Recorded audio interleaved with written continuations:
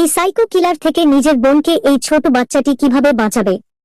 Wendy নিজের ভাই Michael কে বাঁচাতে এসেছিল, কিন্তু সে জানত না যে পিটার প্যান আগে থেকেই ওত পেতে বসে আছে। আর হঠাৎ করেই সে তার ওপর হামলা করে বসে তাকে মাটিতে আছাড় দিয়ে টেনে হিঁচড়ে নিয়ে যেতে থাকে। সে এক আসল জল্লাদ দরিদ্রা হয়ে ওঠে।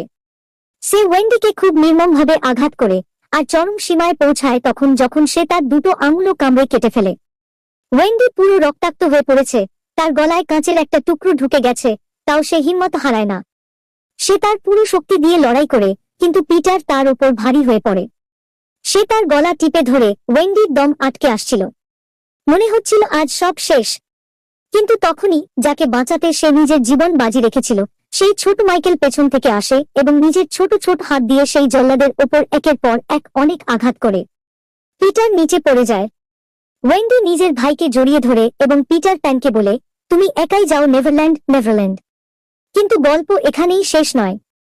তখনই সেই প্রথম কয়েদি, যাকে পিটার বছরের পর বছর ধরে বন্দী করে রেখেছিল, পেছন থেকে আসে এবং হুক আটকে সেই জল্লাদকে টেনে হিঁচড়ে নিয়ে যায় নিজের মায়ের বদলা নিতে। এই হলো এক বোনের সাহস, যাকে এক ছোট ভাই